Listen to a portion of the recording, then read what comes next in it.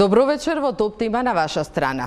Револуционери на улица, партиски и државни функционери по промена на власт.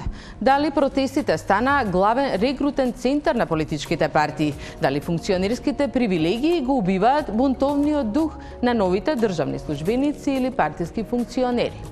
Можно ли е помирување на завојуваните активисти од Црниот четврток на 27 април? Во топ тема на ваша страна дебатираат Павле Богоевски, Богдан Илиевски и Димитар Апасиев. Останете со Телма, почнуваме веднаш по рекламите.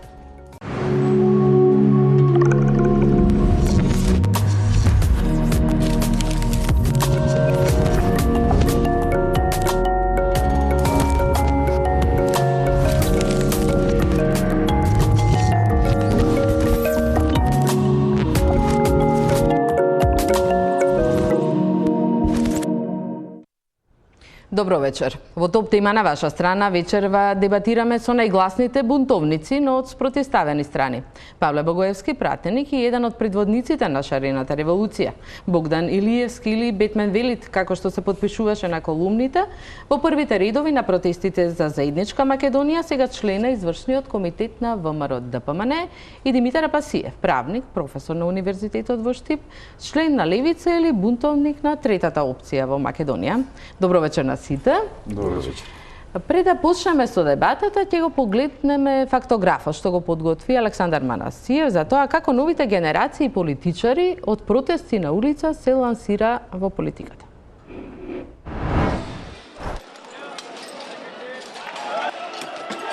Од протести на улица, директно на државна функција. Улицата стана главно регрутно место за новите генерации политичари и државни функционери. Многумина од денешните политичари, токму протестирајќи на улица, се лансираа во политиката.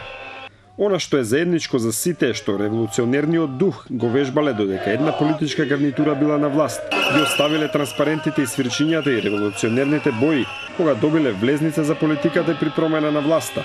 Безмалку сите тврделе дека не се обоени со партиски бои, за по смена на власта да се обојат во боите на партијата на власт.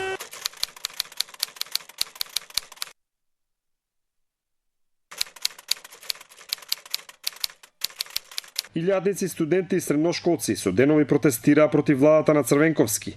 Зад протестите стои подмладокот на ВМРО ДПМН. Во шатори пред собранието штрекуваат со глад. Студенти и средношколци од Куманово и Тетово пеш стигнаа на протестите во Скопје. Протестот ги лансираше Филип Петровски, Антонио Милошовски и Владко Ѓорчев во политичките води. Жестоки беа на улиците и во ТВ дебатите, а кога дојде ВМРО ДПМН на власт, добија високи политички функции.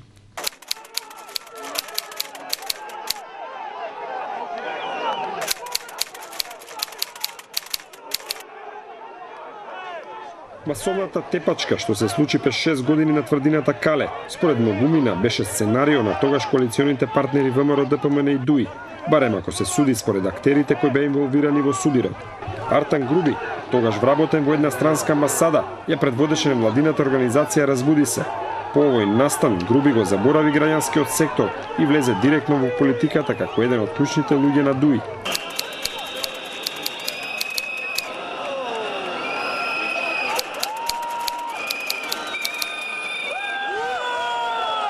Шарената револуција ги обои барокните згради во Скопје.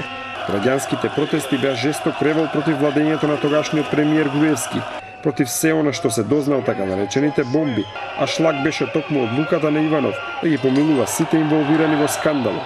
Шарената револуција беше масовен протест, но сепак десетина активисти беа најистакнати. Тие секогаш беа меѓу првите револуционери, први фрлаа со боја, први зборуваа. Во 2016-та тие палеа фотели пред кабинетот на Иванов, но наредната година, кога Заев стана премиер, седнаа во исти такви фотели. Павле Богоевски, кој секој ден беше на протести, стана пратеник.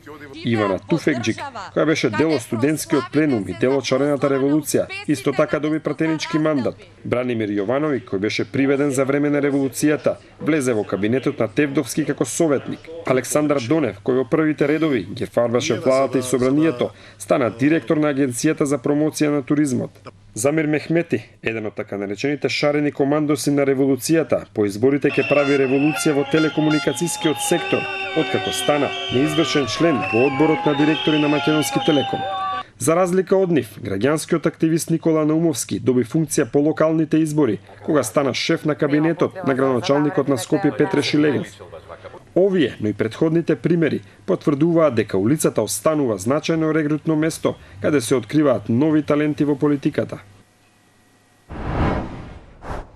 Тоа беше фактографот на Александар Манасиев. Очигледно од улица на функција е традиција. Пред да почнеме со дебатата, ќе го вклучиме во знак на кампањата Стоп за насилство врз жените, ден што се одбележува денес, Кетелма се придружува на оваа кампања. А сега за она што е тема на вечерашнава дебата, пред да почнеме и всушност поврзано со тоа, деновиве еден од активистите од шарената револуција, Александар Донев, кој е директор на Агенцијата за развој на туризмот, е во фокусот на медиумите, откако беше објавено дека потрошил огромна сума пари да патува со бизнис класа на сајм за авантуристички туризам во Аргентина и за 3 месеци посетил на вистина многу метрополи, Токио и така натаму. Не го прекршил законот, меѓутоа, бидејќи има правилник од владата на ВМРО донесен во кој се дозволува. Меѓутоа, остана многу прашања и многу критики предизвика во јавноста овој негов потек. Како вие гледате на тоа, господине Богојски? Би сакал да искористам оваа прилика да се приклучам кон критиките против другарни Донев и да спомнам дека, иако законски, таквото однесување е неодговорно. Но би сакал и да елаборирам. Ако прво, вие спомнавте дека во краткиот период кога е директор посетил многу метрополи на главни градови и впечатокот од тоа се добива дека Донев бил да шета. Не, Донев не бил да шета, Донев посетил многу саеми, многу конференции и многу меѓународни настани од областа за која што е назначен, односно промоција. Да, дури спомена дека ја следел агендата што му е оставил неговиот претходник. Едноставно бил присутен на многу настани каде што требало да го промовира туризмот во Република Македонија. Сега, кога тоа ќе отрнеме на страна, односно дека не бил тој да се шета таму, туку бил да си ја врши работата, би сакал да искоментирам нешто. Тоа е предвидено со правилник, кога дознав ја за оваа работа, веднаш искомуницирав со него, бидејќи сме пријатели, го прашав што точно е работата. Прво, да, билетот кој што го потрошил чини многу скапо, меѓутоа е само околу 30 или 40% поскап од редовниот билет кој што требал да го плати. Станува збор за летот скоро 17 часа, за патот скоро 17 часа и веднаш после тоа имал набиена агенда кај што требал да биде фокусиран. Меѓутоа, на крајот на денот и тоа не е оправдување.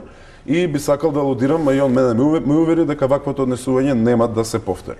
Добрата работа тука е што уште еднаш имавме можност да ја провериме острината на реакциите на јавноста и таа како и досега од кога дојдовме на власт беше присутна. Односно веднаш го искритикува, кога Донев беше соочен со критиките на јавноста, ја призна својата вина и понесе одговорност, ќе си ја плати картата. Сега да го трнеме тоа на страна. Јас се уште тврдам дека не познам човек во Република Македонија кој што би бил подобар во водењето на таа агенција и мислам дека тоа е местото на кое што тој треба да биде.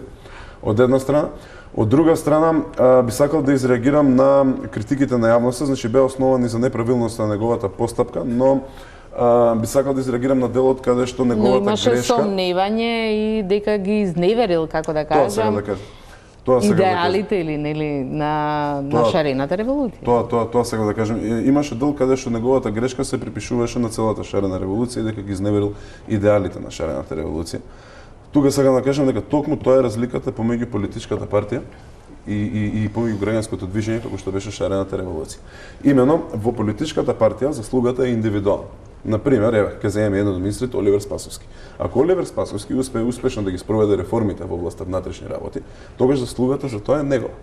Но ако Оливер Спасовски потврди во областа внатрешни работи, одговорноста ќе биде на цела партија Социјалдемократски сојуз на Република Македонија. Од друга страна, кај граѓанското движење ситуацијата е обратна.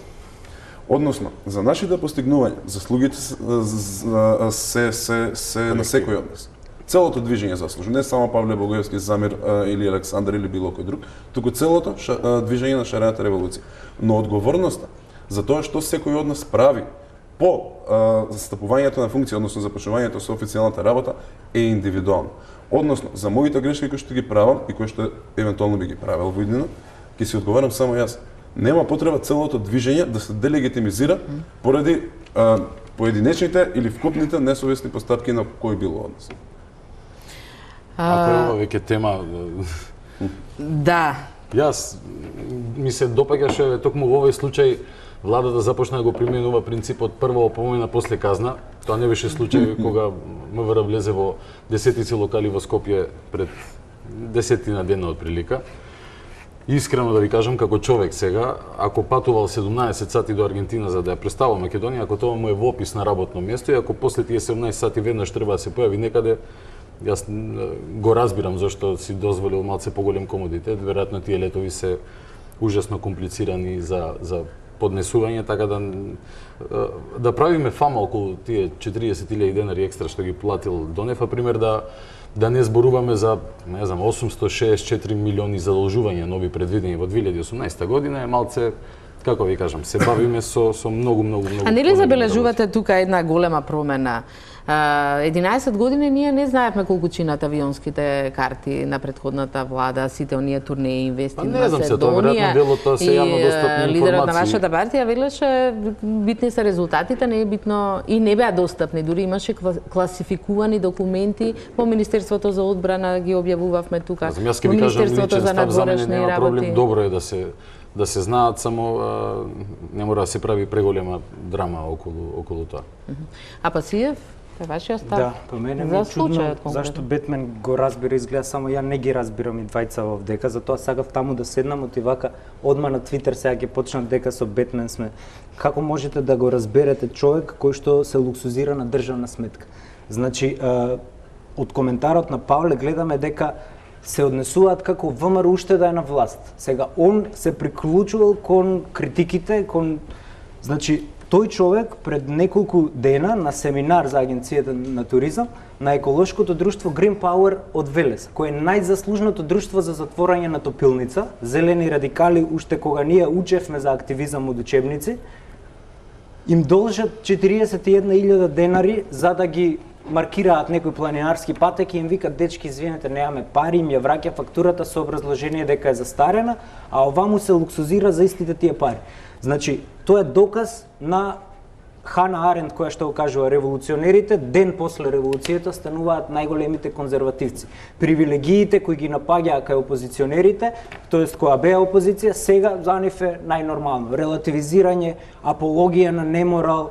И ова е типичен пример за има три типа корупција: црна, сива и бела. Значи ова е сива корупција со примеси на бела. Значи непотизам, кронизам, се се другарчиња, па ќе го браниме сега, ние он не мислел така, он морал да патува, ако морал да патува, не морал да патува со најлуксузниот авион со кој што ќе оди. И затоа јас и двајцава не ги разбирам. Не знам како они се разбираат, веројатно затоа што се шлепаат на најголемите политички партии, а јас градам поинаков пат кон активизмот и веројатно затоа и не се разбирам. Мислам дека Богоевски неколку работи кои што беа суштински изразени погрешно. Прво, не го бранам, да се разбереме. Мојата изјава започна со тоа: Донев направил глупост. Еве, ќе кажам и во камера, Александар си направил глупост. Значи, тука нема место за разговор. Меѓутоа, не може таа една грешка, односно најдолгиот лет од преку 30 патувања, кој што ги има остварено реализирајќи својата мисија за промоција и поддршка на туризмот, да се земат како практика на однесување на сите активисти од шарена револуција кои што се одлучиле да действуваат институционално по завршувањето на протестите. Тоа е едната работа. Втората работа која што ја спомнаа Пасиев за парите кои што Агенција за туризам им ги должи на Green Power.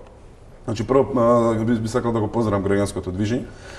Втора работа би сакал да му ја скоментирам директно на мојот соговорник. Се извинувам, професоре, стварно мислев дека имате повеќе познање за тоа како се троши буџетот. Доспеаните обврски се една ставка. Патните трошоци се друга ставка. Било која институција нема право сама да ги пренаменува тие средства. Тоа значи дека ако во моментот, а тоа било пред ние во собрание да изгласаме корекцијата на буџетот, ако во моментот немало пари за раздолжување, немало пари за раздолжување. Не знам сега дали има по изгласувањето на корекцијата и ослободувањето на средствата, но тоа се две сосема различни ставки. И на крајот би сакал да кажам дека популистичкиот пристап кој што го заземате, кажувајќи ни дека се шлепаме на поголемите партии, прво е некоректен кон било кој активист кој што сака промените што ги започнал на улица да ги доврши институционално. Впрочем, ти прв го почна тоа. Ти од улица направи партија со цел промените кои што си ги започнал на улица да ги довршиш институционално. И многу е некоректно сега да ми префрлаш на мене дека ако го правам тоа поинако автоматски го правам тоа неправилно. Ако може и само јас во смисол на разбирањето и прво и да апелирам после да одиме на по-конкретни и поважни теми околу разбирањето и неразбирањето, професоре, убаво звучи ова. Јас не игнорирам, не знам, 40.000 денари колку што платил дечкото и сега ако се правиме нешто што не сме, ќе кажеме дека можел до Аргентина и со брод да оди. Меѓутоа, ако од Аргентина донесе хипотетички, не знам, 5 тури во Македонија, тој ќе ги мултиплицира многу тие екстра пари кои што ги дал за долгиот лет. А те брече дека ќе ги врати. Криво ми е за дечкото. По реакцијата не го оправдува криво ми е за дечкото, не го знам лично во ова. Да, кажавте дека не го познавам, ама го најдоа еден, како во случајот за Дарко Лешовски, исто мој пријател, беше избран за председател на управен одбор на Струшки вечери на поезија и одеднаш на него се сипаа сите, а не зборија за критериумите за вработување на други луѓе. Например, што Бубокаров направи за својата држава денеска како советник за комуникации во Министерството на Роберт Поповски.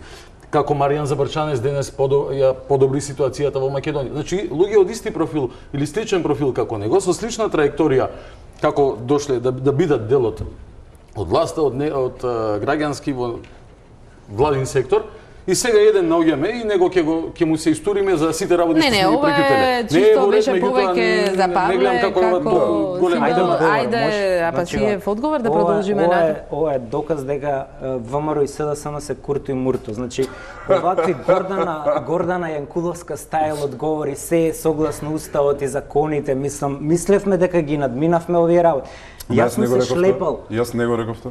Сите кои се представувавте независни на протестите, се ставивте у влада. Ние никогаш не се представувавме како независни. Ние носевме црвени знавиња. Значи, вие го одбравте најлесниот пат на кариеризмот, а тоа е да се учипите на најголемите партии и да си станете овој неизвршен комитет, а ти пратеник. Значи, каква е таа независност? Која е независност? Кажете си честно, искрено, како што си кажа активистите на левица, дека сме левица, ние не се криеме позади граѓанскиот активизам, кој што пола невладинот иде у влада после тоа. Злоупотребувате и манипулирате со тоа што треба значи граѓански активизам. Јас Павле не ти се умешував во збор, биде парламентарен. Така, за да покаже дека сте различни од претходниците. Значи, за да покажевте дека сте различни, имаш институт кој што ти се вика интерпелација на јавен функционер. Денес на собрание требаше да го повикаш на одговорност другарки. Нема, кажам дека не мислам дека тоа е причина. Министерот да му побара оставка од морални причини поради значи така ќе покажевте дека сте различни од претходниците. Вака само се шибате по истиот колосек, ги сетивте привилегиите и се однесувате уште како ВМРО да е на власт. Така се однесуваше и Груевски после 11 години на власт. За се му беше крив СДСМ. Истото го продолжувате. Запирка разлика нема меѓу вас. Богдан, и вас ве обвинија дека сте ги изневериле на некој начин. Кого сум изневерил? За заедничка Македонија. Борис Дамовски јавно тоа го кажа. Двајцата од тука си заминавте од една дебата демонстративно. Другарски. Демонстративно и другарски. И сега тој иси од Борис Дамовски. Затоа ли не го викам кај што бевте за да не заминам. Друг е концептот. Не гледам. Извини се. Друг концепт имав. Значи со станување член на извршниот комитет, највисокото тело на ВМРО ДПМН, дали само прво нешто на изневеривте идеалите на и професорот Апасиев сега ги изедначи траекториите моја и на Павле во смисол на ранкинг на функција некаква тој е народен пратеник. Во суштина продолжува со наративата дека сите се исти. Добро Да, меѓутоа добро влегувате во една партија, во едно организирано политичко тело. Третата опција ги победи првите две, така и ворете, не секој со својата PR стратегија. Мојата функција не е државна функција, не е некаква функција. Јас сум просто ангажиран политички во орган на една партија. Значи, да, ама станавте политичар и официјално, бидејќи тоа беа граѓански може да се стане политичар и без членство во извршен комитет. Значи не е кога кажете функција, тоа се како јас да имам шофер и не знам столче на кој што го пишува моето име или па земам пари за тоа. Не. Дали сум ги изневерил идеалите на заедничка Македонија, воопшто не. Јас за истите работи се залагам, само ја прифатив поканата да учествувам во работењето на ВМРО-ДПМН со желба да се обидам да придонесам околу тие исти идеали, исти идеи што ги имаме за како концепт на граѓанска иницијатива за заедничка Македонија, да продолжам тоа го правам преку една политичка партија, сметајки дека ќе добијам шанса да бидам поефективен, поагилен. Ете, Борис не станал член на политичка партија, но можеби ќе оди ќе се сретне со некој човек ваму таму на начин на кој што тој смета дека треба да го прави тој, ќе се бори за истите работи. Јас кажав, со него не се согласуваме ние во многу сегменти, особено во делот на надворешната политика, меѓутоа за оние најважни работи за кои што застанавме заедно не за прв пат сега, нашето пријателство од по протести и митинзи за нешто во што ние веруваме дека е добро за Република Македонија, датира од 2008 година, ако не се лажам. Игор Дурловски беше, сакам сите да ги поздравам до еден, беше во Хонг Конг, ми се чини, 2 месец дена или 2 пееше во некоја опера. Дали он ги изневерил идеалите на заедничка Македонија, затоа што во Хонг Конг си ја работи професијата, не е тука да е исто, нели? Партиска функција и пеење. Игор престана да биде толку активен во смисол побара малце бидејќи ете тој шок после 20 дена го поднесе. Па не, после 2 дена од кога почна муабети да се дистанцираше, се повлече, дојде човекот пак со нас. Може да се дистанцира пример од мене дека не се согласува со моето учество во политичка партија, ама тоа не значи дека ние како луѓе не седиме, не разговараме, не си ги кажуваме маките, не разменуваме идеи. Истото важи и за Игор и за Борис. Теон Джинго одамна не сум го видел, Мисиркова видов пред некое време, така да не сметам дека сум изневерил никакви дали. Напротив, се обидувам истите да ги И успевате ли внатре во партијата? Знаеме дека е сите партии, особено ВМРО-ДПМН, со една строга хиерархија или има партиски стиги? Не, вака да ви кажам. Не. Од моето кратко релативно искуство, скоро 4 месеци кај што сум член на извршниот комитет, јас имам прилика секогаш да го кажам своето мислење и да се борам за него. Никој никогаш ништо нити ми забранил, нити па тоа изгледа така кога ќе го представите дека не знам некаков, нели, наративот беше дека ВМРО-ДПМН е режим, значи диктатура и истото сликата која што се црташе да се пресликува внатре. А ситуацијата внатре во партијата, да видите атмосфера на еден состав на извршниот комитет, е вистинската слика и како јас гледам на ВМРО-ДПМН во смисол на тоа како но нешто веќе кога сте тука нешто се случува во ВМРО-ДПМН после оној изборен пораз. Така е. Катастрофален. Да не бидам досаден, меѓутоа на вистина тие анализи, обсервации, детали за да се да, се уште па не е толку тешко да ќе потраат, претпоставувам, уште многу долго време пред да открија дека Груевски е лично и персонално одговорен за поразот. Не е дека не сакаме кеф на Павле му направиме, меѓутоа други партии не треба да бираат претседатели на ниту една друга партија. Мене воопшто не ми е важно кој е претседател на СДСМ по самата функција. Важно ми е после личноста која што ја практицира власта каква е. Тоа е нешто друго. Нашата внатрешна работа е наша внатрешна работа и ве уверувам дека се одвива тековно и дека навремено очекувате сепак некакви промени во внатре во партијата сепак. Како и да гледате, јас сум еден дел од тие промени. Јас очекувам на првите наредни парламентарни избори ВМРО-ДПМН да победи. Тоа значи сите потребни чекори кои што претходно треба да се преземат ќе бидат преземени. Значи се уште без конкретен одговор додека траат анализите. Еве на Павле му е смешно тоа. Јас верувам дека е Не, причина вака, само изразување на јас мислам дека ВМРО јас мислам дека еден ден тоа значи ќе Боби, се случи. да имаше страф од таква, мислам прво резултатите од локалните избори кажаа дека таа работа е малку веројатна. Ако уште нешто друго кажа дека таа работа е невозможна дека Груевски е начел. Но една работа беше Јас би право, сакал- извинете, една работа беше во право и тука целосно се согласувам. Не треба членови на други партии или политичари од другата страна да одлучуваат за раководството на други партии. Односно, на нас ни одговара Груевски да е председател. Терајте си, продолжите понатаму, ќе видите како ќе искочи и на крајот на денот тоа е ваш проблем, другар. Ти си член на извршниот одбор на таа партија, или решете си го проблемот или се очувајте се со последиците. Ама не верувам и не се согласувам со тоа дека ќе победите на следните парламентарни избори доколку Груевски повторно не начело на таа партија. Би сакал, ако може да ти реплицирам, многу би бил позадоволен како граѓанин на Република Македонија, бидејќи моја работа е како се трошат народните пари, доколку енергијата која што ја трошите околу тоа кој би бил најдобар избор на во ВМРО ДПМН за да биде лидер, дали Груевски треба да остане или да замине, понатаму дали ќе победела партијата со него начело или не, или дали ви одговара или не. Идеално тоа не ме занима. Не ме занима. Ме интересира како си ја одработувате платата во смисла да се борите за граѓанските интереси. Што направивте во овие 6 месеци? Мислам дека се реши си 6 месеци од како сте на власт. Дали има некоја суштинска реформа која што е донесена? Дали се занимаваме со суштински проблеми или на пример ми се чини дека и комесарот Хан го забележа тоа пред некој ден, дека цело време сме обседнати со една тема, доминантната тема, законот за јазици,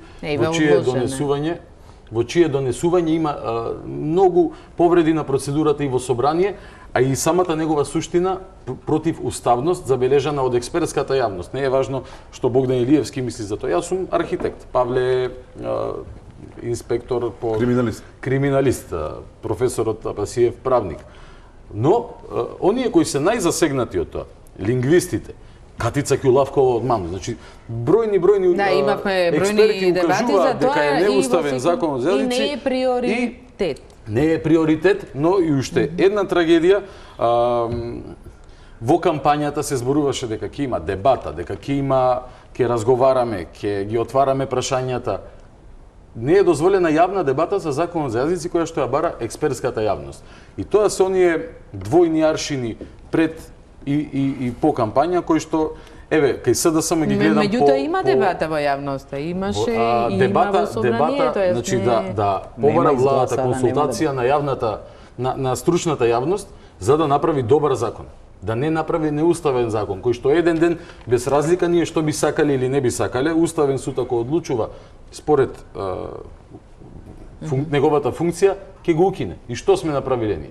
5 месеци, 6 месеци за еден закон за јазици сме зборувале, а не сме се занимавале со други приоритети на кои што укаже еврокомесарот. Да, стигна и првите критики од Брисел, очигледно Брисел веќе ги симна дипломатските ракавици и ќе директно кажува, стигнаа забелешки, очекувања, датуми, точни рокови до нова година да се укине советот за утврдување на факти. Имаше една критика дека и владата повеќе се занимава со пиар отколку со реформите. Критериумите во однос на роковите кога Апасиев исто за тоа би сакала да изкоментирате. Повели. Поставување на критериумот типот до кој рок што треба да се направи не е критика, тоеќе едноставно остар однос кој што е потребен, имајќи предвид кои проблеми ги имаше нашата држава во претходниот период. Во однос на критиката што го рековте за како го рековте тоа за пиарот? Дека има премногу пиар и повеќе се обрнува внимание на пиар отколку на реформите. Не ви се согласам со тоа. Не, ова кажам што е забелешката на Брисел. Да, би сакал да потенцирам една работа. Значи, ние кога дојдовме на власт, кога влегавме во влада, ние не наследивме постоечки пиар механизам, ние наследивме механизам за пропаганда. И моравме да почнеме од нула да го развиваме. Прво, во споредба со претходната владеачка структура, во самата влада, у претходниот состав имаше 80 советници кои што беа назначени за односи со јавност, односно за пропаганда во нивниот случај. Кај нас, во нашиот состав, има 39 луѓе што се назначени за односи со јавност, односно за пиар во класичен смисла на збор. 120, Павле, 120. Не, 39 се за тоа. Заедно со сите министерства. 39 се во секретаријатот, во споредба со 80 во истата таа служба во претходниот состав. И една работа би сакал да потенцира. Значи да, тие луѓе се назначени да работат пиар, меѓутоа тие работат многу повеќе од тоа. Таму влегува логистиката за настани, организирање сценографија, организирање на протоколарните работи, така натаму, односно тоа е цел еден механизам кој што работи со тоа.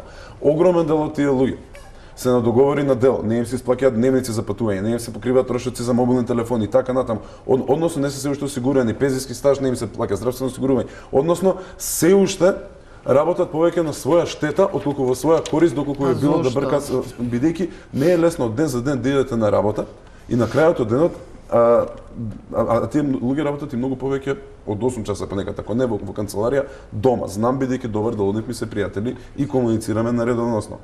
Односно, стварно го ставаат голем дел се всушност луѓето што беа во шарената. Односно, стварно го ставаат својот максимум во таа служба, а не го добиваат максимумот што би го добиле доколку би биле во редовен работен однос на позиција на советници за односи со јавност. И да, огромен дел од тие луѓе се луѓе кои што беа активни во шарената револуција. Но јас го држам става дека не постои субјект кој е посоодветен да ги примени системските промени и решенија кои што ги баравме од улица, освен луѓето кои што секојдневно одеа на улица, викајќи и барајќи ги токму тие промени. И поради тоа, фактот дека биле на дел од шарена револуција, не треба да се гледа како хендикеп. Тоа мене многу ми пречи. Не треба воопшто да се гледа како хендикеп, напротив, треба да се гледа како предност. Бидејќи тие луѓе лично знаат што значи да го бараш и да го бараш и да го бараш истото и постојано некој да ти вика не може и одеднаш кога да добиеш шансата да го направиш тоа. Ви гарантирам дека нивната посветеност е 100%. Се согласувате ли Апасиев со ова? Патем и Бранимир Јовановиќ, вашиот сопартиец или како да кажам, влезе во министерствата. Да, тоа е познат метод на СДСМ. Министерството. Тоа е познат метод на СДСМ да ги уништи малите партии со кооптација на нивните членови. Така го ги уништи ЛДП, сите овие Пајтон партии што им се у коалиција. Јас сега се обидувам да го разберам поранешниот мој соверец Павле како тука јавно не убедува дека -3 е поголема од -2. Значи, кога дојдовте, имавте 40 души пиар, што го нарековте механизам за пропаганда, кој што вие го надградивте и проширивте и го направивте 120 души. Меѓу опис и попис на работни задачи заборавивте да ги споменете дека тие се и Facebook милиционери во меѓувреме. На социјалните мрежи, на Твитер, тие водат пропаганда во работно време. Сето тоа на државни ресурси, на државна сметка. Исто така, заборавивте да кажете дека ниту еден од тие не е пиар експерт. Не значи дека ако бил добар у невладин сектор, сега ќе биде добар и во влада. И затоа имате такви утки на Заев, па да му праќаат објаснување на објаснувањето што сакал премиерот да каже, или такви утки да го наместат да се слика како се поздравува со убиецот на Мартин Нешковски у затвор. Па така почна граѓанското движење со тие протести. Не почна со фотографирање. Сите се таму, ја ги викам еврофундаменталисти. Хан за нив е полубог. Сега може не спијат 3 дена од кога Хан ви плесна заушки за што го злоупотребивте европското знamenце за законот за јазици. Значи, овие за Брчанец, Маричич, Никса се поима немаат од пиарти. Ако работеле цел живот у невладен сектор, како? Значи, те молам, немој да дисквалификуваш луѓе кои што не се тука, луѓе со кои што се имаш барено претходно. Тој Маријан Забрчанец, тој Бојан го водели твојот пиар кога ти си бил дел од движењето. Така да те молам, немој да ги дисквалификуваш. Добро, слободно напагај ги. Производите нивната работа, но немој нивната личност. Тие луѓе ти беа другари на тебе до вчера, ако не се лажам. Не ми биле никогаш другари. Не е битно ни дали ми биле другари. Битно е дека ти одеше рамо до рамо со тие луѓе се додека не одлучи дека Кудово ќе се седиш во твојата фотелја, ти се критикуваш од високо на место ги засукаш ракавите, да се спуштиш во калта и да се обидиш да го решиш проблемот. Јас одев за идеали со знамења, кажи ми кога ќе завршиш те молам за. Знаеш што има една анегдота вака кога ми почнеш да ми викаш. Значи има една анегдота со еден, пошто и реторика предам, со еден француски политичар и логографот, знаеш што му пишал, оној кој им пишува говори. Кога нема аргументи, овде викај и 3 извичники. И што ако викаш сега? Што вика повеќе сега? Кажи ми за аргументите што ти ги кажав. 120 души вработивте у тој сектор. 40 беа претходно. 39 кажи ми дека немате експерти по пиар, дека NGO сектор не е пиар. Што подразбираш под експерт за пиар? Човек што има формално образование. Па не мора формално да има искуство. Димитар, ти потекнуваш од невладиниот сектор. Не потекнувам од невладиниот. Од каде? Од активистички движења потекнувам. Значи, Вие потекнувате од активистички невладиниот движења, сектор. нели се невладин Вие го урнисавте Немаш работа невладиниот на сектор. подигање Цел капацитети невладин во влада, кој граѓански невладин движења. сектор остана сега? Што правиме? Ај, Бетмен нека збори, па Не, само една Значи, ова нема мала поент. опоска на темата. Со сиот ризик на Твитер да кажа дека се согласувам со професорот Апасиер.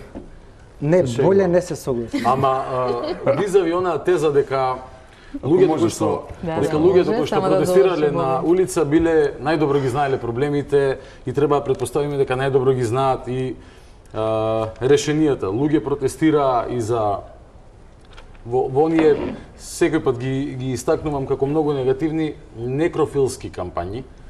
Конкретно кога за жал појава која што е во секоја држава постои тенденцијата да се намалува смртноста кај доенчињата. Кога тоа се случуваше во времето на Никола Тодоров, тој беше министер за смрт, а сега и немаме министер. Во суштина имаме еден заменик од Да, од веќе еден СДСМ, месец. меѓутоа дали тоа значи дека некој од улица кој што протестирал за смртта на доенчињата, па може и во здравството да ги реши проблемите? Не, проблемите треба да ги решаваат луѓе кои што се најостручени за тоа. Во Ретец се искористила нивната енергија која што била на улица и била во функција да даде една Не знам кој граѓанска беше ова позадина среќен пример со министерот за здравство, и точно. таму не гледаме дека имаше редукција од квалифицирани абсурдум. за здравство. Видете, визави тезата дека тие што биле на улица најдобро знаат пиар да водат на влада. Не бе, другари, јас познавам дел од нив, има фини луѓе, има луѓе кои што се мислел дека се фини, тоа е неважно моето мислење за нив. Нити па сега партизански ордени ќе им даваме. Па стајте го Саше Политико тогаш нека е министер некаков, бидејќи многу се бореше човекот и најмногу, или стајте го уредник на МРТВ да е Саше Политико. Нема да влезам во тоа дали тоа е добра или лоша идеја, со викам дека тоа е било многу интересна ситуација. Да. И мислам дека било тоа може да се Еден ден ќе ти согласам. дојде и тебе, па тогаш дали ќе ти е интересна ситуација. Би сакал, да. Знам дека ќе ми дојде. Не ни очекувам ништо помалку од сеш. Вака се. Би сакал прво на тебе да ти вратам нешто, после тоа би сакал да вратам на купот обвинување кои што ги изнесе Димитар. Прво, кажа дека ако некој протестирал против смртност на доенчиња, не значи дека е квалификуван да ги води реформите во областа на намалување на смртноста на доенчињето. Целосно се согласувам со тебе. Меѓутоа, ние не протестиравме за пиар, Боби. Ние протестиравме за ограничување на неконтролираното дивење и неконтролираното однесување и крадење и злоупотреба на властувањето од страна на власт. Луѓето кои што ни помага да ги формулираме пораките кон јавноста тогаш, сега и помагаат на новата владеачка структура, дел од луѓето, пардон. И мислам дека не можеш да правиш паралела помеѓу областа за која што се протестира и сервисната улога во протестните движења, односно формулирање на пораки за јавност. Односно, едното не е споредливо со другото. Димитар, прво, односот кон останатите политички субјекти со кои што би требало да се надпреваруваш, не разговарам за мене сега, ние сме противници во дебатава и слободно биди остар. Меѓутоа, пајтон партии и така натаму не би требало да се применува, според мене. Второ, ја критикуваш посветеноста на интеграциите како да е лоша работа.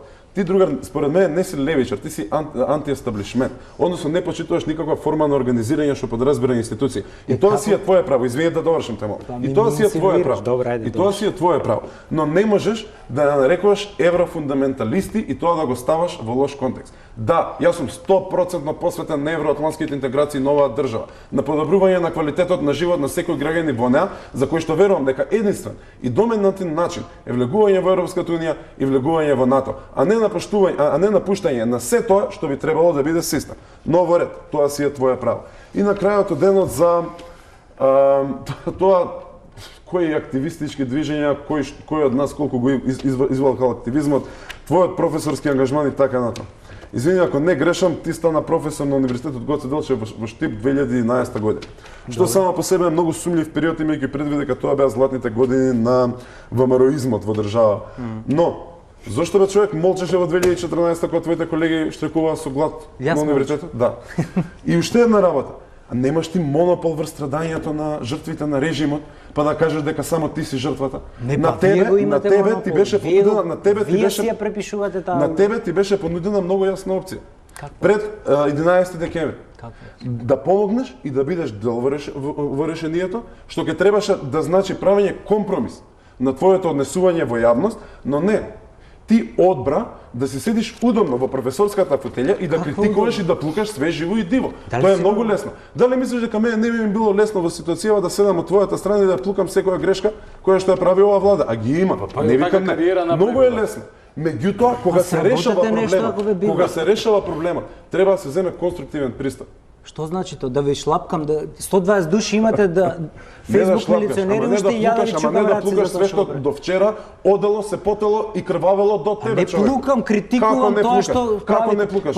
Значи, Павле, револуционер не си ако фрлаш со шарени чатели. Ќе лупнеш некој име на автор и одаш ка се Роза има кажано дека револуционер си ако стално ја кажуваш вистината која ја гледаш. Ти имаш еден аршин кога си на власт, друг аршин кога си во опозиција. Ај сега да ти одговорам за тоа што ми кажува. Прво, не постојат евроатлантски интеграции. Постојат европски и постојат атлантски интеграции. Јас сум за европски, а сум против атлантски интеграции. Оти Македонија не е земја со натовска култура, туку со европска култура. И тука се види твоето прво лицемерие. Кога активистите на левица беа апсени брутално од полиција, ти апологија, нешто. Не биле апсени, биле задржани, па тоа си го студирал, бре човече, знаеш што е смеќавање јавен собир, тебе те апсеа така. Ако беше доблесен, требаше тоа да го искритикуваш. Следно, ми инсинуираш професор, сум станал у време на груевизам. Да. Јас сум студент со 10-0 просек, бе човек. Ти си знаеш ли? 90 помена ми го прекина односот на факултетот за безбедност. 13 души конкурираа на конкурсот по кој со јас сум вработен, бе човече. Што ми инсинуирате вие со распиите од таа страна? Цело време инсинуирате. Не озбилно. Што ви е проблемот тоа? Па кого да со шестица просек да ги вработиме? Вие кој што ги питате? Се подобро, Димче. Само продолжи така човек и сам ќе пропастиш третата опција. Не е проблемот до левици до своите членови. Тоа се искрени идеолози. Проблемот е на твојот популизам и алчното настапување за дневно политички поени. Ова што го правиш сега. За фотели мене ми збориш за популизам. Срамота е ова што правиш.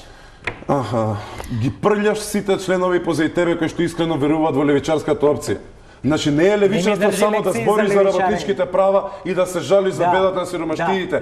Левичарство и да земеш одговорност, да учествуваш во политиките кои имаат за цел да го подобрат квалитетот на живот за тие граѓани. Какви политики? Одма ќе ти кажам, Димче, какви политики. Одма ќе ти кажам какви политики. Од септември повишена минимална плата како резултат на што повеќе од 100.000 граѓани земаа. И воведувате нормиран учинок. Заврши со плукање и вреѓање, па да кажам. Плукање конструктивно водам дебата. Ајде конструктивно. Од септември повеќе од 100.000 работници, најтаргетираните со претходни штетни политики земаа повисока плата од минималната. Како резултат на тоа, просечната плата во септември 2017 е 5% и повисока од просечната плата во септември 2016 година, што е највисок скок во последниве години назад. Понатам, со буџетот од 2018 година се предвидува 30 милиони евра повеќе за здравството, 20 милиони евра повеќе за образованието, 17 милиони евра повеќе за социјалните политики и 16 милиони евра повеќе за различни мерки на вработување. А за загадување нова денар, ја? Помалце од ВМРО-вците што се гушиме у се спушта на ниво на локална самоуправа, Димче. Општините си одговараат за проблемите во нивната средина. Устав е задолжена за здрава животна средина држава. Не можеш да го спуштиш тоа. Локалната самоуправа не е дел од државата. Буџетски е различен, ама дел е од државата. Сакам да бидам демократ од меѓу вас двајца, бидејќи нели непопуларна опција е ВМРО ДПМН во речникот на шарената револуција за почит на право на слобода на мислење, како што гледате. Ето, јас поседувам голем капацитет за тоа. Само би сакал да ве замолам за одвишок ако си имате интимни работи да ги решаваме друг пат, да зборуваме малку. А сега мислам да ги чуеме граѓаните. Ние ги прашавме нашите гледачи што тие и како коментираат именувањето на функционерите од редовите на граѓанскиот сектор, но и дали очекуваат помирување по крвавиот четврток. Видеоблог на Огнан Чанчаревиќ. Независни на улица, зависни во парламент и во партија. Дали улицата и протестите беа клучот при именувањето на државни и партиски функции? Дали улицата беше пресудна или пак нивното образование и искуство? Топ тема на ваша страна побара став на социјалните мрежи. Марија Николова ни одговори. Па да беа независни немаше воопшто ни да стигнат до парламент и директорски фотели. Кој независен припарил дотаму? И не, улицата и протестите не беа клучното во CV-ата на тази именуваните функционери, ала борци за слобода. Клучното е кој со кого се знае и кој кого подбутнал за да се смести во фотелјата. Никола Билошевски смета. Вин-вин ситуација за СДСМ. Ги вработија заслужните и си обезбедија да нема масовен граѓански протест во наредните 5-6 години. Жана Живадиновиќ е со конкретен став. Очигледно, не биле независни на улица, во одредени случаи не беа клучното, ами единственото нешто во нивното CV. Сибел Јакуповиќ вели: "Ке речев дека нема да си простам што бев дел, но не, нема да им простам што глумеа дека се дел. А не би било лошо да истражите кој има нешто друго во своето CV од новоназначените директори на агенции, јавни предпријатија. Сигурна сум дека освен Facebook статуси, ништо друго немаат." Лазар Попиванов има конкретни прашања. Доколку имате прилика, прашајте ги пратениците од моменталната власт, кои влегоа на листите на СДСМ како независни пратеници. Дали не им е малку непријатно што молчеа кога лидерството на СДСМ ги повика граѓаните да гласаат за ДУИ? Или пак кога држат пресконференција од партиското седиште на СДСМ, позади партиската говорница? Побаравме став и околу насилствата што се случија во собранието на 27 април. Дали евентуалното помирување би допринело побрзо да се реши овој трагичен настан, единствен во историјата на независна Македонија? Мустафа Мујо Хоџич вели дека мора да се одговара. Тука се работи за државен удар, напад врз законодавен дом, кој има најголем приоритет да биде заштитен. Нема место за помирување со терористите. Сите мораат да одговараат, во спротивно, секој ќе може да влезе во парламент и да утепа кого сака. Тошев пак напиша дека треба да се осети гневот на тепаните. 11 годишна дискриминација не се залечува со 5 месеци, додека не се почувствува гневот на другите што беа мавани во собрание ништо. Нашите гледачи го кажаат своето. Сметаат дека независноста паѓа во вода во првиот момент кога ќе се најдеш на листа на политичка партија или пак во раководство на партија. Околу настаните од 27 април, гледачите не се оптимисти дека воопшто некогаш може да дојде до некакво помирување помеѓу двете страни. Да, тоа беа ставовите на граѓаните по овие две прашања. Второто беше што покрвавиот четврток на 27 април. Илиевски, снимките ни се уште свежи, мислам дека им сочувавме некои снимки што свежи се и лузните од тој настан. Не знам дали треба да ми е жал што немав јас, ама жал ми е за никој што ги има. Но ако може пред 27 април, веќе има нешто што се случило и по 27 април, се случи 1 јуни избор на влада, веќе 6 месеци таа влада постои. Прво едно принципиелна забелешка, верувам дека на Павле му беше попријатно кога беше од оваа страна на масата. Меѓутоа, власта си носи одговорност и сега просто мора да го издржиш тоа и не треба да ти да ти пречи ако професорот Апасиев или јас уживаме во комодитетот кој што го дава позицијата да ја критикуваме работата на власта, бидејќи целта е иста, на крај на денот работите нештата да бидат подобри. И чисто сакам да нафрлам, бидејќи ни тече времето во емисијава, би сакал да позборуваме малце после 27 април апсолутно, ама да позборуваме малце за она што после 27 април. На 27 Да, за тоа и го спомнуваме, она што не очекува сега. На 27 април, според квалификациите на владеачкото мнозинство, се случи обид за терор врз државата, обид за напад на уставниот поредок и така натака. Според нас се случи мек државен удар, односно кршење на уставот. Мек државен удар. Кршење на уставот, сега ако мека окупација е точниот термин, без пиштоли и пушки, него со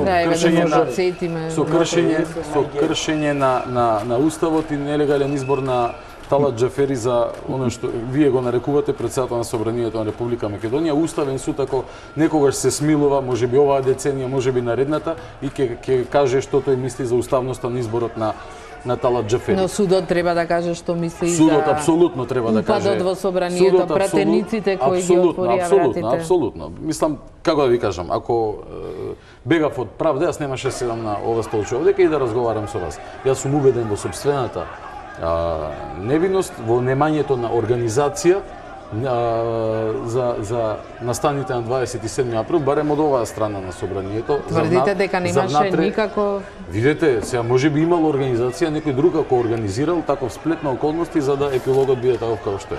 Меѓутоа, од наша граѓанската иницијатива за граѓанската иницијатива за заедничка Македонија беше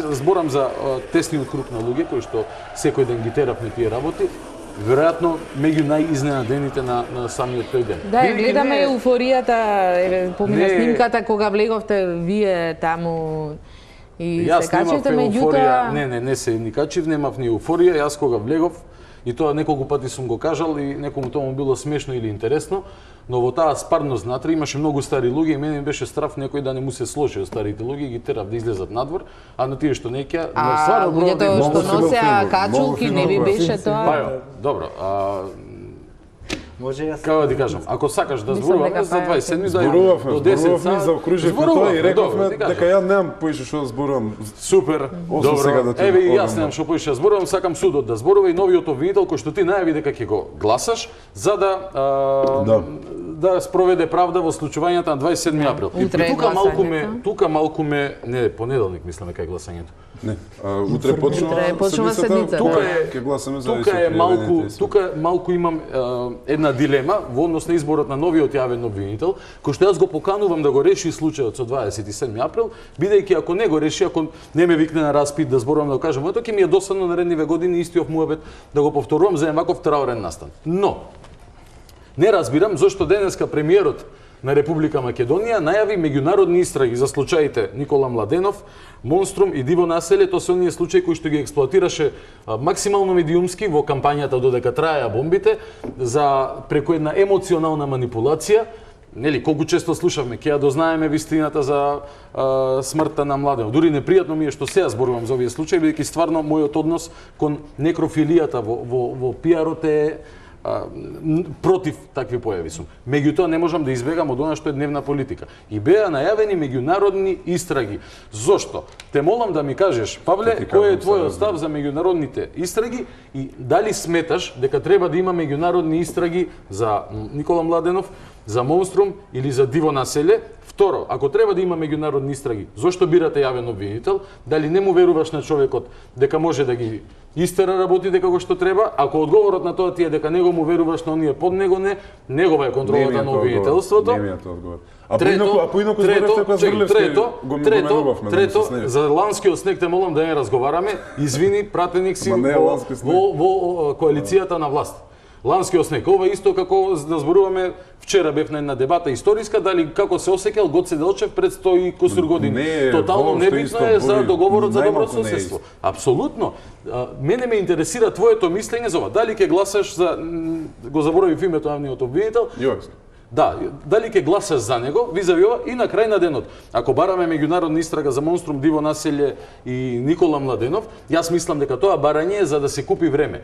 Бидејќи беа користени како инструменти, ако се соочиме со вистината, ќе видиме дека беа злоупотребени за жал тие траурни судбини, имаше дури лоши реакции на вмешани фамилии во овие случаи на вести пред пар месеци. Не сакам да ги повторам истите зборови на еден од родителите на децата од Смилковско езеро, меѓутоа зборуваат сами за себе и на чест нека му се на некој ги злоупотребувал. Но јас мислам дека е купување време, бидејќи ако се оди по редовен пат, веројатно ќе се лоцира дека едниот случај бил несреќен, другите два случаи виновниците се лоцирани како што се лоцирани. Но фино било од позиција на улица, и тоа фино во огромни наводници го ставам, да се злоупотребуваат за да се посочи прстот кон дежурниот виновник за се во Република Македонија. Зошто на крај на денот чисто спортски не побарате меѓународна истрага за 27 април? Ево 4 прашања ги постави. Сега ќе ти објаснам. Причината зашто за тие случаи ќе има меѓународна истрага за 27 сега за сега нема одлука дека ќе има, е бидејќи тие случаи се веќе завршени во националниот правосуден систем. Односно, вашето корумпирано судство донесе одлуки во постапки како што донесе во постапки какви што ги спроведе. Ние тврдиме дека има доволно сомнежи за постапките, за начин на водење на постапките и со тоа има доволно сомнеж врз одлуката. Не можеш ти во националниот правен систем да ревидираш пресуди кои што се веќе донесени и за кои што се завршени сите рокови. Ако има нов доказ. Затоа, извини сега те молам, затоа се повикуваме на меѓународен авторитет, меѓународна истрага да провера дали се било во ред со самата постапка, и врз основа на тоа дали одлуката била објективна и вистинска. Поради тоа за тие случаи меѓународни истраги. А за 27 нема да има меѓународна истрага сега за себе, бидејќи се уште не е завршена постапката пред националните судови. Ако постапката пред националните судови заврши, ако еден од субјектите не е задоволен со исходот, нека бара меѓународна истрага. Но дали прашањето беше дали вие поддржувате такво Меѓународно се за тие да, случаи да, за да. 27 или за другите? За 27 не, за 27 за не. другите. Тоа што го поддржувам. За другите да, бидејќи завршија веќе во националниот правен систем и не може да се преземе ништо во рамки на нашето правосудство во врска со тоа. За 27 не. Мислам дека сами мораме да си го решиме проблемот и сега ќе ти одговорам и на другото прашање што го постави дали ќе гласам за новиот за кандидатот за нов јавен обвинител. Сега уште не знам, тоа ќе зависи од тоа што ќе чујам утре.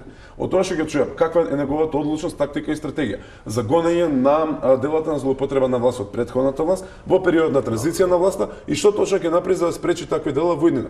Каква ќе биде неговата стратегија и тактика за откривање, разјаснување и гонење на сторителите од настаните на 27 април. И на крајот од денот, па ти се представуваш како жртва на 27 април. Човек тебе да те слуша ќе се рече Боби, леле, извини, тешко тебе. Си им помагал на луѓе, си им носел вода, у веце ти се одело. Не бре човек, ти си сторител на кривично дело. Да ти кажам нешто. Добро, наводно си сторител на кривично дело и така натаму. Вакви само те молам за ова, морам. Да, ќе мора на пасивно. Вакви обвинувања, ти си сторител. Ајде се јас ќе ти кажам. Наводно, извини, се коригирав, наводно си сторител. Ќе чека на новиот јавен обвинител, се надевам да го докаже тоа. Кршење на уставниот поредок на Република Македонија, кршејќи 4 члена на уставот и уште 30 и кусур од Законот за собрание и доволникот за работа. Океј, сега. По-конкретно, не се представам јас како жртва, како што ти ги представи луѓето, како што ти ги представи луѓето кои што биле присилно веројатно со лисици вработени во влада, не го достигнувале максималниот капацитет на не ти извртувам. Ти како жртви представи луѓе кои што се пикнале во влада за да организираат евенти и они се жртвите кои не идам натака. Да му даеме право да каже нешто, бидејќи е човек кој не беше бонус на постапките, ако може стручно да кажеш, со појава на нови докази. Добро, во филмот. Ај вака се. Ја као со двајца глумци, овој не знаел за кога ќе гласал, демек независен бил. Да, независен си, оти ништо од тебе независи. Ќе гласаш као попче, како ќе ти кажа, така ќе гласаш и ќе гласаш за овој, сега како го викате, овој анонимусот што го ставате за обвинител. А овој глуми као жртва бил, не знаел што се дешава во собрание. Значи, кога беше тоа 27 април, јас ставив еден Facebook статус, ќе висите заедно. Тоа е робеспиеровски, јакобински термин. Павле се ежи од тие јакобинците. Да, ај после за јакобинците. Значи, сега знаеш што мислам, Бетмен, дека ќе висиш одделно, дека така те насанкаа друже, дека ти ќе висиш одделно и тоа 5 години затвор за кривично дело велепредавство или обид за насилно соборување на легитимни државни органи. Ќе правиме ли јавен трибунал сега? Не ќе правиме јавен трибунал. Сите индикации ти се надеваш дека ќе имам затвор, овој не се одговараш.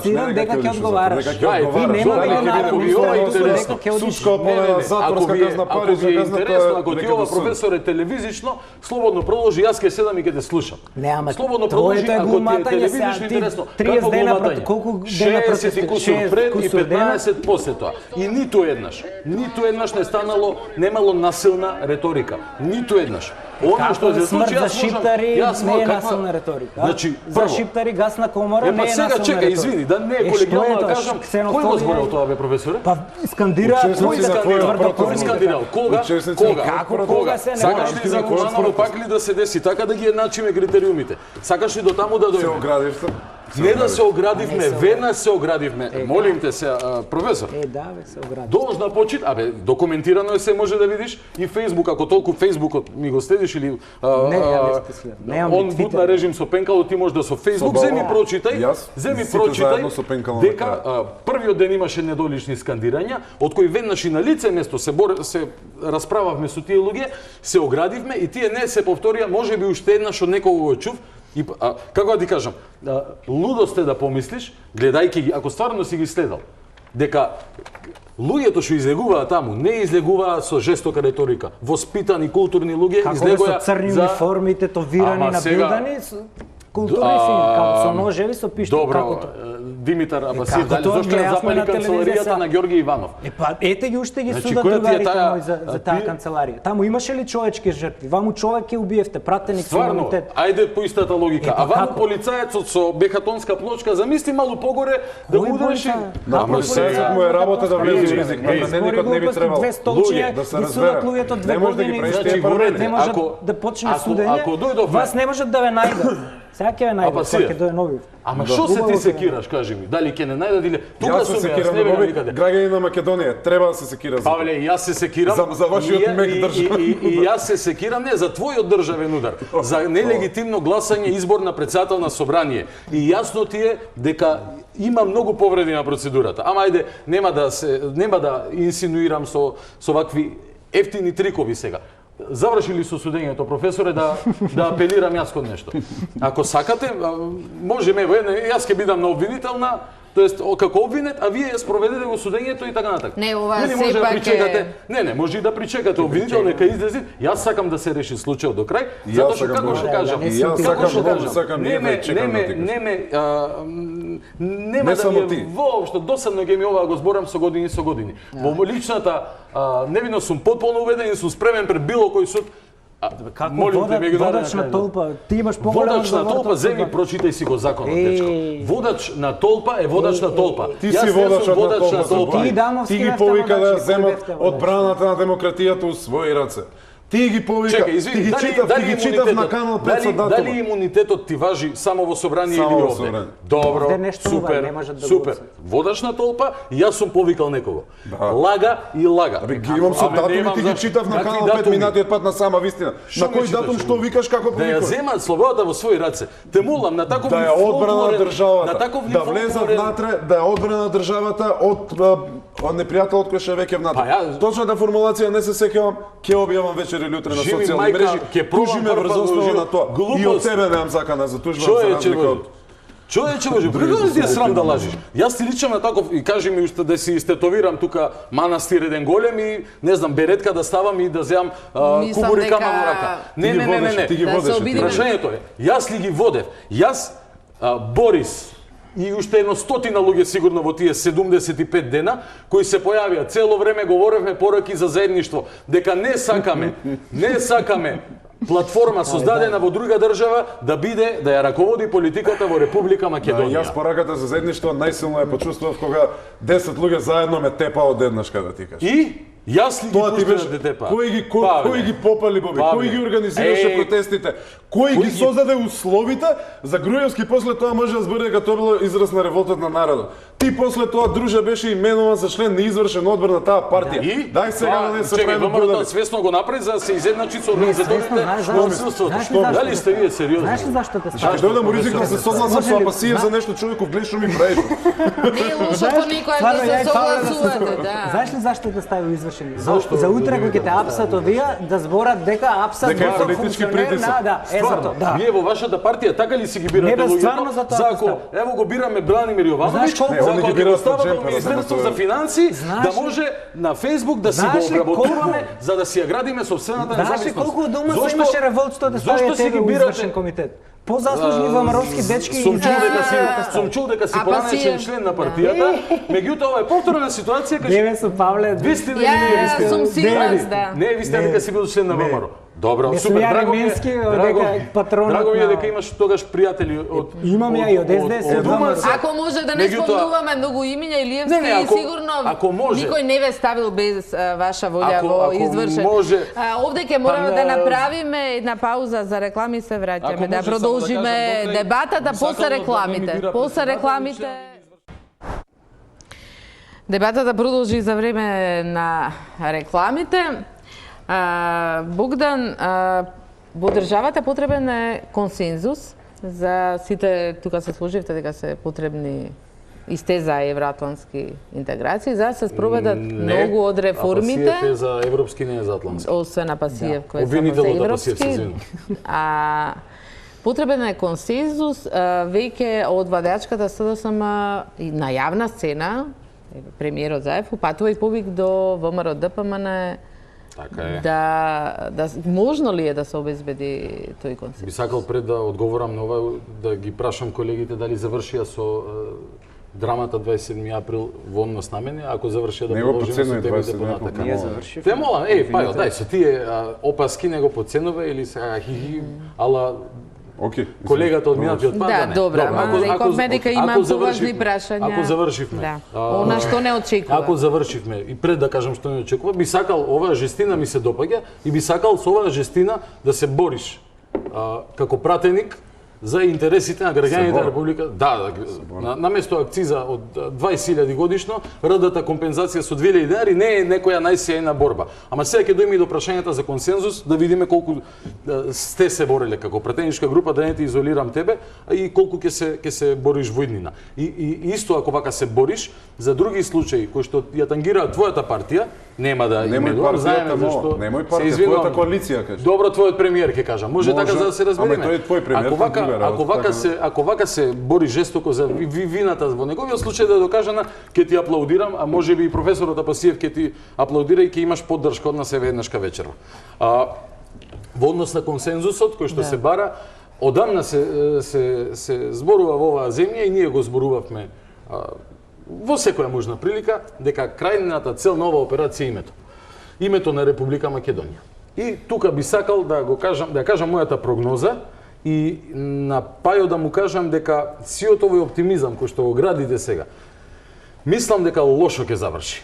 Мислам дека лошо ќе заврши бидејќи ги следам случувањата во Грција, чисто да ти дам тип сахет ако ги прифатиш, дека таму е многу возможна ситуација да има предвремени парламентарни избори, дека Каменос, кој што е огромен противник на било каков компромис, односно консензус во Грција во однос на името на нашата држава, нема да е добро намерен кон било што вие би прифатиле. Иако верувам дека и во Грција се зачудени од вашата, како влада зборувам се, од вашата спремност на компромис. Мислам дека луѓето мислат дека некоја игра играте, дека не е возможно волку да сме сервилни.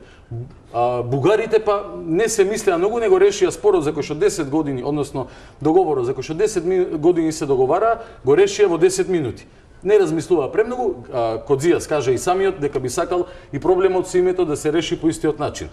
Меѓутоа, овие прашања за кои што бараме консензус, бидејќи консензус не барате за законот за употреба на јазици, него со европско знаменце. Да, ма судски реформи ќе биде потребен тука. Судски реформи денеска имавме, значи големи реформи во судството, имаше реакција на суди од судот Скопје 2 месечини, во кој што зборува за тоа како суди со помал број напоени се примени на место на судии кои што конкурирале со поголем број напоени согласно нивните критериуми. Судски реформи во нивниот случај е еуфемизам за ставање на раката врз судството.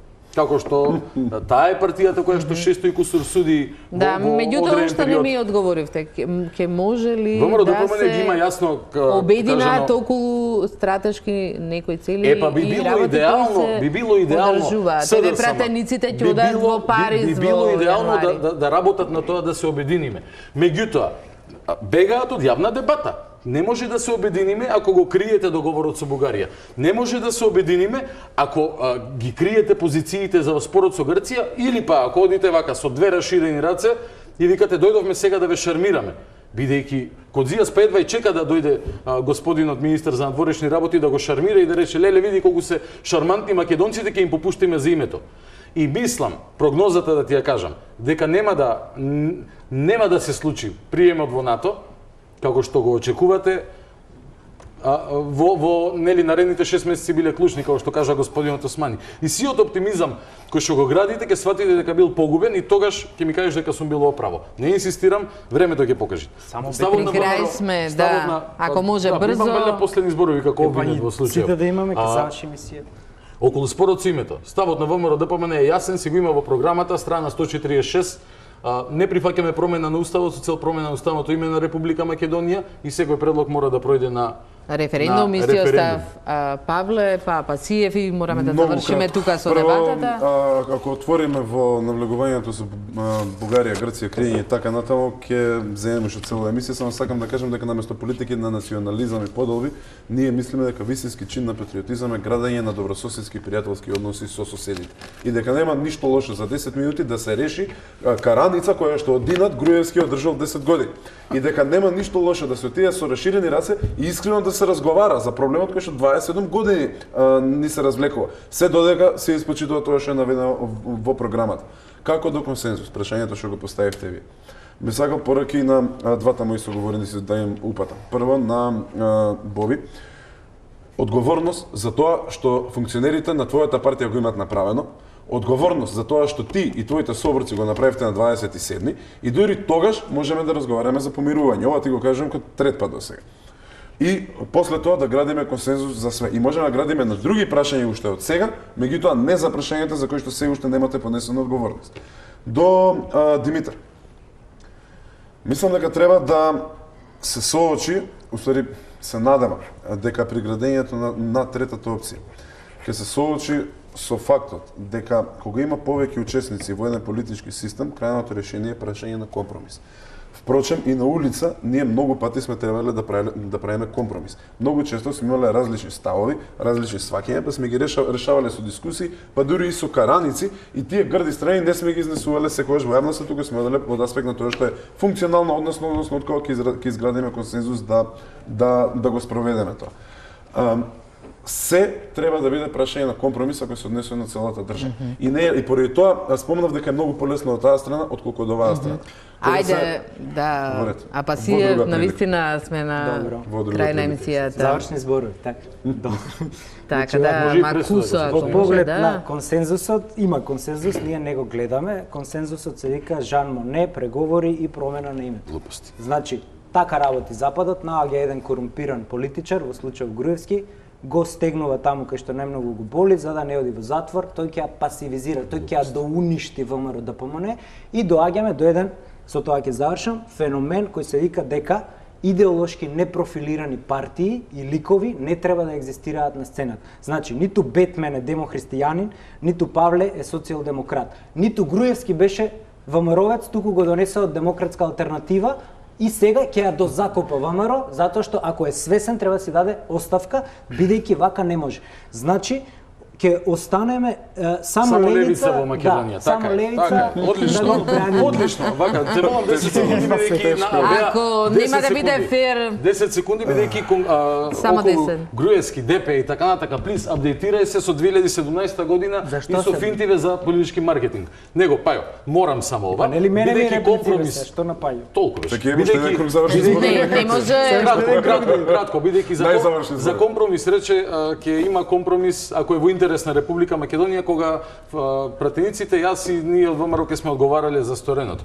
Прво, ако не е во интерес на Република Македонија, ако не е во интерес на Република Македонија името, историјата и јазикот, не знам што е во интерес на Република Македонија, а би било добро како граѓанско здружение да си го речел истото, ќе има компромис. Значи јас тебе не те прифаќам како легитимна страна во разговори, се одека не одговараш за твоите постапки. Другите членови на твојата партија и функционерите. Мислам дека и двајцата ги кажат, навистина е тешко да се заврши емисијата. Без да има одговорност за подкуп и Дуи си го прифатил за коалиционен Дуи си го прифатил за коалиционен партнер без да има одговорност за криминалите. Тука е Илиевски ве молам. Се мојх пари и државни и интереси. Тука е изјава на Зоран Заев. Ето си го прифатил. Тука е крајот на вечерашната дебата, топ тема на ваша страна, да останете со Телма, имајте пријатна вечер.